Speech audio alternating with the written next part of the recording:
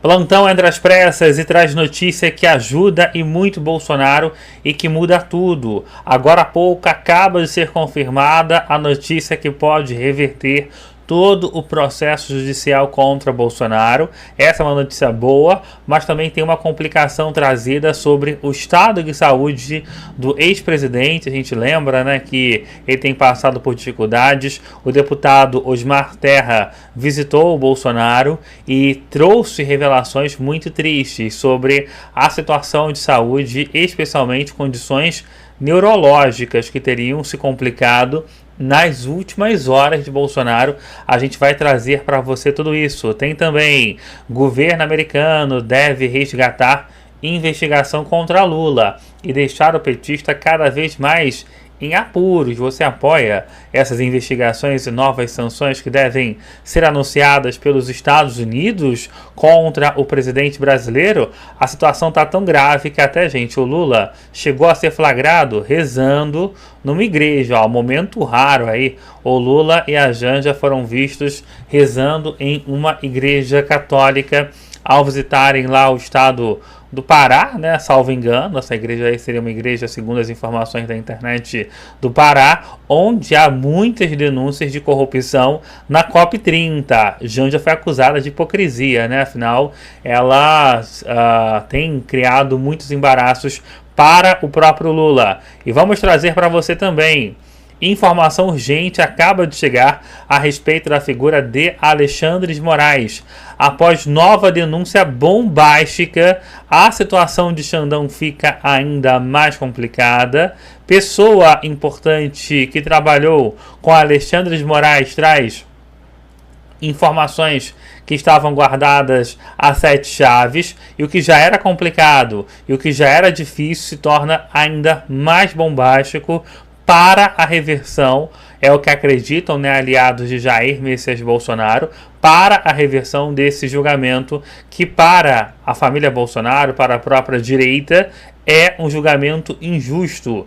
Entre as punições que devem ser anunciadas em breve está uma que até o próprio Moraes teria se assustado, não esperava que isso fosse chegar nesse instante do governo americano, e que acaba mudando tudo. Você concorda com as ações de Donald Trump contra Moraes e também contra o governo brasileiro? Vai comentando aí. Olá, eu sou Fernando Borges, esse é o TV News no ar. Está chegando aqui com a gente, não esqueça de dar o seu joinha, o seu like, ele é muito importante para a gente realizar o nosso trabalho. Quando você chega e clica no gostei, quando você chega e clica no like, o próprio YouTube, a própria plataforma, ela entende que você está com a gente. É rápido e fácil, e se for a sua primeira vez aqui, além do joinha, se inscreva, compartilhe sempre os nossos vídeos através das redes sociais, nos ajude sempre a engajar e a levar a nossa mensagem cada vez a mais pessoas. Bomba chega a respeito da situação de Moraes e novas ações são pretendidas pelo governo americano. A começar por essa: o STJ encaminhando a ação da Rumble contra Moraes à PGR, a Procuradoria-Geral da República, e há também um novo plano cruel do STF que seria, né, para tentar humilhar Bolsonaro, mas que uma manobra foi descoberta e tudo deixou a situação de Moraes mais complicada. Preste a sua atenção no que o Deltan Dallagnol vai falar, enquanto, claro, você dá o seu joinha. E agora, qual que é o novo plano do STF, que é uma crueldade para humilhar Bolsonaro? E quando eu li isso, eu não acreditei. Aí eu reli e continuei sem acreditar. E você vai ler também com seus próprios olhos. Então, gente, eu tô aqui em São Paulo, na sede da Oeste, ou melhor, na nova sede da revista Oeste, para onde eles acabaram de se mudar, porque eles estão crescendo bastante, e eu participei hoje aqui do Faroeste a Brasileira com o Segré. E aí eu pedi uma sala aqui, uma salinha, a sala de reuniões deles, para eu poder te dizer o seguinte: olha, se você já se indignou com o STF abrindo o inquérito das fake news lá em 2019 para perseguir críticos, se você se indignou com o STF dando decisão atrás de decisão durante o governo Bolsonaro, atropelando o executivo, o legislativo, se você se indignou com todos os inquéritos ilegais abertos por Alexandre de Moraes, como aquele das milícias digitais, o dos atos antidemocráticos, se você se indignou com todas as narrativas criadas contra o Bolsonaro e se indignou também com a farsa da trama golpista e com a condenação injusta e ilegal de Bolsonaro e dos presos do 8 de janeiro, Se você se indignou com o silenciamento e a prisão domiciliar ilegal, o que eu vou te mostrar agora vai te indignar como nunca, mas nunca antes. Você simplesmente não vai acreditar na crueldade vingativa que os ministros do STF estão alimentando e estão planejando nesse exato momento contra o Bolsonaro. E que não tem nenhuma justificativa na Constituição e na lei. É apenas para humilhar, para punir e para impor sofrimento. Olha só o que saiu nessa coluna aqui da Vera Rosa no Estadão. Olha aí. Anistia e redução de pena empacam no Congresso, mas o foco é a prisão domiciliar para Bolsonaro. A jornalista ela diz aqui nessa coluna que depois das manifestações de esquerda no país inteiro, a anistia emperrou de vez no Congresso. Isso a ponto de muita gente do Centrão e a cúpula do Congresso dizer que a anistia ela não anda mais de jeito nenhum e que o foco agora seria conseguir a prisão domiciliar para o Bolsonaro. Essa prisão domiciliar ela tem um precedente no caso do ex-presidente Fernando Collor, que também cumpre pena em regime de prisão domiciliar por conta de problemas de saúde graves, mas bem menos graves do que aqueles do Bolsonaro. E aí é que surge o absurdo do absurdo do absurdo no meio dessa matéria. Então senta aí na cadeira para você ler isso aqui comigo e você não cair para trás. O precedente, tá falando aqui do caso do Collor, serve para que advogados de Bolsonaro tentem conseguir o benefício pro ex-presidente sob a alegação de que seu estado de saúde é preocupante, como realmente é. E aí olha isso aqui, não se trata de uma tarefa simples. A portas fechadas, dois ministros do STF disseram ao Estadão que isso pode até ocorrer, mas não já. A intenção é que Bolsonaro receba o carimbo de presidiário e pague muita penitência antes de deixar a cela. Gente, isso aí é inacreditável. Não pode ser verdade. Não é possível. Não, gente, você não ouviu nem leu errado. Os ministros do STF, eles querem que Bolsonaro vá para o presídio cumprir pena com um preso comum, não porque seja lei, não porque seja o certo, mas para ele receber o carimbo de presidiário, para ele pagar muita penitência antes da prisão domiciliar. Gente, é isso mesmo que você ouviu. O destino do Bolsonaro não vai ser decidido pelo que diz a lei. Vai ser decidido pelas vontades, pelas paixões, pelo ódio, pelo desejo de vingança pessoal dos ministros, que alimentam esse desejo de se vingar, de retaliar, por essa sanha de humilhar Bolsonaro ao máximo possível, com ganas de impor a ele o máximo de sofrimento possível. Os ministros do STF, eles querem explicitamente tá aqui, colocar pecha de bandido em Bolsonaro, marcar ele como um bandido, como um presidiário. E mais, eles não querem dar o que é de direito a ele, porque querem fazer ele sofrer, querem fazer ele pagar a penitência. Você consegue entender o tamanho do sadismo, da maldade, da crueldade? Eles querem se vingar. Eles querem se vingar, eles que estão sofrendo com a Magnitsky. Eles estão morrendo de medo embaixo da mesa por estarem violando direitos humanos. E aí você vê esse escárnio total com a verdadeira justiça e a imprensa passando pano para isso. Isso aqui é justiça? É isso aqui, por isso aqui que eles estavam lutando? Isso aqui é democracia? Me conta aí a sua opinião nos comentários, curte o vídeo para mais gente se indignar junto com a gente, se inscreve no canal, aqui é a sua casa, clica no sininho para você não perder nada por aqui e eu convido você a se tornar membro do canal. Assim você vai receber nossas análises exclusivas, vai ter prioridade nas respostas aos seus comentários e também vai apoiar de forma mais intensa e próxima ao nosso trabalho. Tá aí, né, informação trazida pelo Deltan, e como ele disse, né, ele esteve lá na Revista Oeste, e durante, né, uma participação no programa Faroeste, a Brasileira, o Deltan, ele revelou que estaria encaminhando uma denúncia a Moraes. Então, né, o próprio Deltan, ele acionou já a PGR, a Procuradoria-Geral da República. Olha só, né, o momento em que isso é revelado no programa Faroeste Brasileira, que foi exibido essa semana, enquanto, claro, você dá o seu joinha. Lava Jato está aqui nos prestigiando com a sua presença. Deltan Dallagnol formalizou uma notícia crime junto à PGR pedindo investigação contra o ministro Alexandre de Moraes do STF. A solicitação é assinada pelo advogado Leandro Rosa e foi apresentada após denúncias feitas por Eduardo Tagliaferro, ex-assessor de Moraes, durante a audiência na Comissão de Segurança Pública do Senado. Segundo Dallagnol, que agora vai nos contar, os fatos narrados podem configurar supostos crimes de responsabilidade e abuso funcional atribuídos a Moraes. E como a gente gosta de ter a veracidade da notícia, por isso está você. Agora você conta tudo que você sabe. Bom demais, olha só, pessoal. O que está acontecendo nesse caso? Eduardo Talhaferro ele trouxe à tona uma série de informações que, em tese, caracterizam crimes praticados por Alexandre de Moraes. E aí você pode ter algumas dúvidas. Ué, mas não é ilegal? Ele não está vazando informação? E a resposta é não. Eduardo Talhaferro, ele configura aquilo que eles chamam em direito de whistleblower. É a pessoa que sopra o apito. É alguém que está dentro de uma organização, presencia, testemunha ilegalidades e sai daquela organização falando, noticiando, levando essas irregularidades, ilegalidades, abusos, excessos ao conhecimento do público. E esse é um tema de interesse público. Então a ação de levar isso a público é uma ação lícita, é uma ação legítima, legal e mais. É uma ação de compromisso com o Estado brasileiro, uma ação patriótica, de revelar aquilo que é de interesse da sociedade. Ou seja, é algo perfeitamente legal e mais, é protegido pela nossa lei. Nós temos uma lei de proteção à figura do whistleblower, com modificações que foram introduzidas, inclusive pelo pacote anticrime, para proteger esse tipo de situação. E a retaliação ao whistleblower é punida pela lei com demissão. E aí o que nós vemos acontecer? Nós vemos a Procuradoria-Geral e o Alexandre de Moraes perseguindo o Talhaferro contra não só a lei brasileira que estabelece essa proteção, mas contra uma série de legislações ou convenções, tratados internacionais que protegem a figura do whistleblower. Já tem inclusive decisão da Corte Interamericana de Direitos Humanos dizendo que aquilo que o whistleblower fala, Segre, está protegido pela liberdade de expressão. Ele é protegido com a decorrência da proteção à liberdade de expressão. Existem resoluções europeias que também protegem. Por isso, aliás, eu acho que ele jamais vai ser extraditado da Itália. Mas, de toda forma, seguindo a linha de raciocínio, ele trouxe à tona as informações legítimas que, revelando crimes, devem ser objeto de investigação e não de perseguição contra ele. Mas o que a gente está vendo nessa inversão total de valores que nós vemos no Brasil é a inversão das coisas.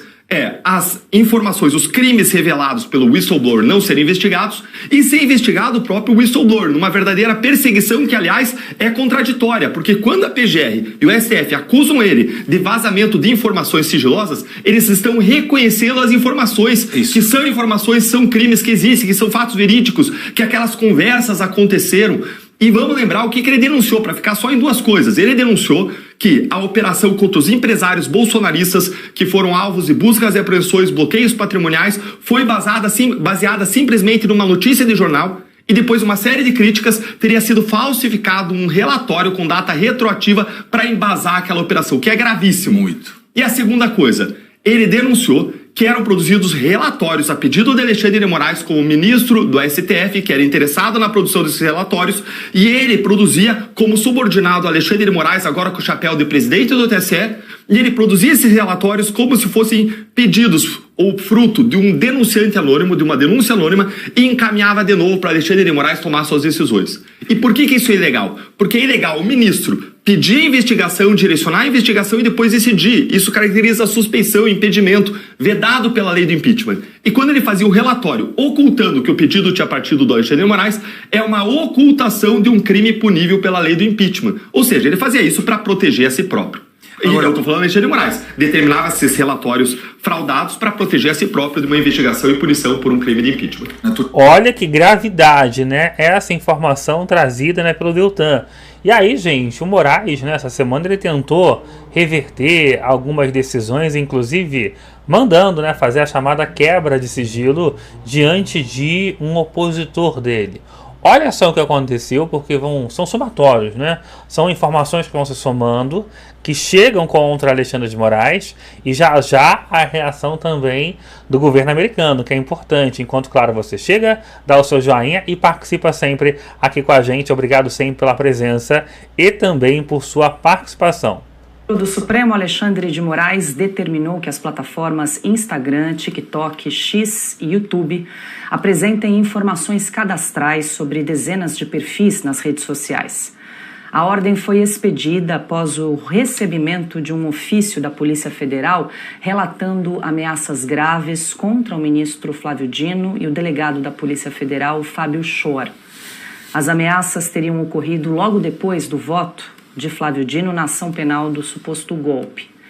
As ocorrências registradas incluem referências a protestos ocorridos no Nepal, quando manifestantes tomaram as ruas contra a decisão do governo de bloquear as redes sociais e incendiaram prédios governamentais e casas de ministros.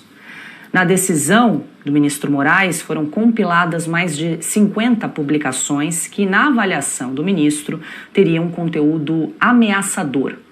O caso foi incluído no inquérito, conhecido como Inquérito das Milícias Digitais. Silvio Yahi, o ministro Alexandre de Moraes, atende um pedido da Polícia Federal e ordena, então impõe até 48 horas para que as empresas de tecnologia, as redes sociais, forneçam os dados cadastrais desses perfis que foram indicados pelo ministro do Supremo. Impressionante, né? A gente está em outubro de 2025 e parece que nada mudou. É impressionante. O ministro Alexandre de Moraes não vai mudar, ele não entende, ele não compreende tudo o que aconteceu, ele não compreende o que os Estados Unidos da América já aplicaram, né? A sanção por meio da lei Magnitsky, que inclusive envolve seus familiares e empresas, e cancelamento de vistos de autoridades, a maioria até do próprio Supremo Tribunal Federal, de toga, mas ele continua. Bom, Paula, eu acho que aqui na República Democrática de Sucupira, a gente tem que fazer sempre um preâmbulo. Nós não defendemos, não achamos que é plausível você agredir ninguém verbalmente, fisicamente, ameaçar ninguém, tá? Já fiz o disclaimer, porque infelizmente aqui a gente é obrigado a fazer isso. Do contrário, eles vão recortar a nossa fala e vão dizer que nós defendemos algo antidemocrático. Pois bem, o modus operandi vai seguir o mesmo. Se alguém falar, criticar qualquer ministro do Supremo Tribunal Federal, essa pessoa vai ser incluída num dos inquéritos. E as gavetas são várias, as pastas, elas são alimentadas o tempo inteiro. Desde o inquérito matriz, o 4781, que é de 2019. Nós estamos em 2025 e tem um inquérito matriz aberto em 2019. Ou seja, ou o pessoal é muito ruim de serviço e durante todos esses anos, 6 anos, não conseguiu chegar a lugar nenhum, ou então é simplesmente uma ferramenta de intimidação política, simplesmente uma espada apontada o tempo inteiro. Se você criticar o ministro do Supremo, você vai para a guilhotina, você vai... Olha só o que o Silvio está trazendo. A você que está chegando, não esqueça de dar o seu like, o seu joinha é fundamental. Compartilhe sempre também o nosso conteúdo através das redes sociais. Se inscreva se for a sua primeira vez aqui. Sua participação é fundamental. Pro inquérito. E provavelmente vai perder suas redes sociais, depois você perde seu passaporte, você tem bloqueio de contas bancárias, até ser preso. Esse é o roteiro que a gente assiste no Brasil, né? Aqui, nessa república democrática e constitucional. É o que a gente sempre fala, né, Piotr? Em 2019, o nascimento do inquérito das fake news, onde nascem ali todas as ilegalidades e fica esse instrumento de coação que nem as pessoas que estão lá dentro sabem ou têm acesso integral aos autos, às provas, a tudo que acontece ali dentro desse inquérito do fim do mundo. E 2 recados perigosos, né? Primeiramente, o julgamento ter acontecido como aconteceu no Supremo, em que cogitação virou crime hediondo. Nesse caso, nem cogitação, é manifestação das pessoas por rede social, em que pese um excesso aqui ou ali, mas ainda assim, nenhuma das pessoas, você precisa ter ideia se essas pessoas teriam condições de levar qualquer coisa adiante. Não, é só protesto exagerado. É o que a justiça chama de jus esperneandi. Você ficou irritado com o resultado de alguma coisa e se manifesta, mas não quer dizer absolutamente nada além disso, você precisa comprovar. Não precisa mais. A gente viu, por exemplo, a fragilidade das provas nessa condenação do primeiro grupo ali, o primeiro núcleo da tal trama golpista. Nada daquilo foi preciso, simplesmente condenou-se por 4-1. O voto do ministro Fux depois desmorona tudo isso, mas enfim, foi voto vencido. O outro recado é a leniência, a incompetência, a lentidão, a falta de coragem, a covardia do que se viu, por exemplo, no Congresso Nacional, e não ir adiante, sobretudo a parte, obviamente, do comando das duas casas, de não ir adiante com a pauta da anistia. A anistia é exatamente o que ia resolver isso, e eu sempre defendi aqui, porque, óbvio, é uma questão simplesmente de aplicar a lógica. A data seria quando? Desde 2019, desde a instauração desse 4781, esse inquérito matriz, como o Silvio mencionou. A partir de lá, zera tudo, porque é lá que começa o abuso do Supremo. Mas o Congresso se ajoelhou, à exceção de trabalhos da oposição que a gente cita aqui e cita, obviamente, aplaudindo, porque em algum momento há alguma vida no Congresso Nacional, mas a parte do Centrão que poderia apoiar a oposição também não teve coragem, nenhuma coragem de ir adiante. O Hugo Mota cedeu logo depois do jantar na casa do ministro Alexandre de Moraes. Não se vê nada do Alcolumbre, que não quer votar impeachment de ministro, não quer votar absolutamente nada. E o Supremo é quem controla o Congresso Nacional, porque controla os dois presidentes e, digamos, a parte governista, que nessa hora fica gigante, porque o Centrão também não conseguiu ter coragem de mostrar de que lado está, que não é o lado do Brasil tampouco. Tá aí, né, a fala, né, nesse momento. E aí qual é, né, gente, a ação de Donald Trump contra o próprio Moraes e também contra o próprio Lula, né? Essa semana vazaram informações de uma espécie de plano, né, do próprio Trump para acabar de vez, né, com essa confusão toda que tem acontecido no Brasil. E é um plano, como eu disse, voltado tanto para a figura de Xandão, de Alexandre de Moraes, mas também do presidente da República. E desmonta de vez, né, o que o governo americano considera um elo. Olha só o que o Trump vai fazer, enquanto, claro, você chega, dá o seu joinha, compartilha sempre o nosso conteúdo, porque se aplicada essa técnica, se aplicada esse momento importante, a situação dos dois é extremamente complicada, será extremamente complicada. E quem traz isso tudo é justamente o Gustavo Gaia.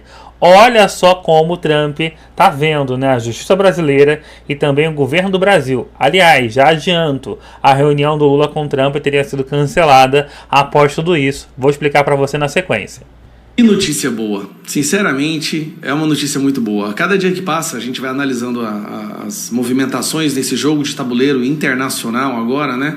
Do Brasil querendo comprar uma guerra com os Estados Unidos, e a cada dia que passa mais certeza a gente tem de que não tem como esse sistema brasileiro vencer, não tem como os corruptos que sequestraram o nosso país saírem vitoriosos. Vamos lá, uma das grandes indignações que assombram o povo brasileiro é o fato de que o maior esquema de corrupção já comprovado na história do mundo aconteceu no Brasil, e nenhum dos membros que participaram desse esquema de corrupção estão presos hoje.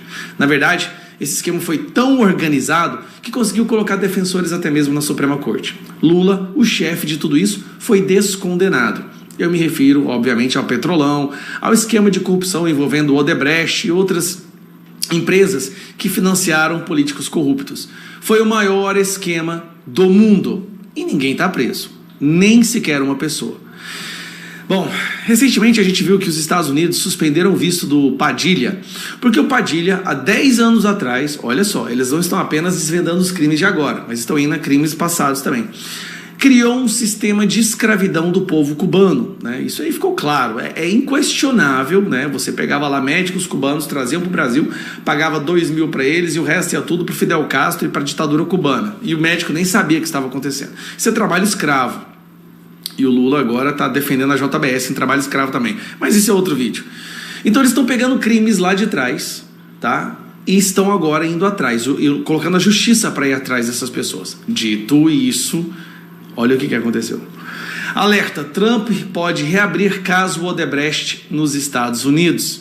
O que o Trump e o Departamento de Justiça decidiu fazer? Eles perceberam que houve muita coisa errada no acordo de leniência feito lá atrás. Deixa eu aumentar aqui, que daí você... Feito lá atrás com um membro do governo dos Estados Unidos que também é corrupto. E eles estão indo atrás de tudo isso. Então, olha só. O Departamento de Justiça dos Estados Unidos, sob o governo Trump, está revirando os arquivos relacionados ao acordo de leniência firmado com a Odebrecht e a Lava Jato em 2016. Em carta enviada o último 24 de setembro, Edward Martin, que é o advogado, é procurador assistente da DOJ, cobra explicações da Andrew Weissmann, seu antecessor no cargo, sobre o processo de negociação. Esse Weissmann, inclusive, está sendo investigado porque ele fez muita coisa errada e o acordo do Odebrecht ficou muito esquisito. Martin é responsável, tá aqui, ó, por diferentes investigações sobre indícios de abuso de poder nas administrações democratas, suspeitas de instrumentalizarem agências governamentais, como o Departamento de Justiça, FBI, CIA, e perseguir Trump e aliados. Aí eu vou aqui no Alan dos Santos, olha o que o Alan publicou. Odebrecht, Weissmann, Lava Jato, PT voltam a ser alvos dos Estados Unidos. Está acontecendo. O Departamento de Justiça reabriu o acordo da Odebrecht, descrito como o maior caso de suborno estrangeiro da história. Bom, recentemente o Lula mandou um avião da FAB buscar a primeira-dama, a ex-primeira-dama do Peru, e trazer ela para o Brasil porque ela tinha sido condenada no esquema do Odebrecht lá. O Dias Toffoli derrubou o Brasil no ranking de combate à corrupção porque ele anulou todas as provas da Odebrecht, da Lava Jato, do Petrolão, achando que assim ia poder salvar a vida dos colegas internacionais do Lula.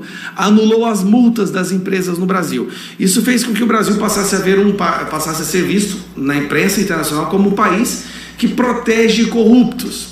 Olha a gravidade, já a reunião entre Trump e Lula estaria cancelada, segundo uma informação que acaba de chegar. E a você que está chegando, vai participando, dando seu like e compartilhando sempre também o nosso conteúdo. É gravíssimo. Lógico, a nossa Suprema Corte por si só já mostra isso.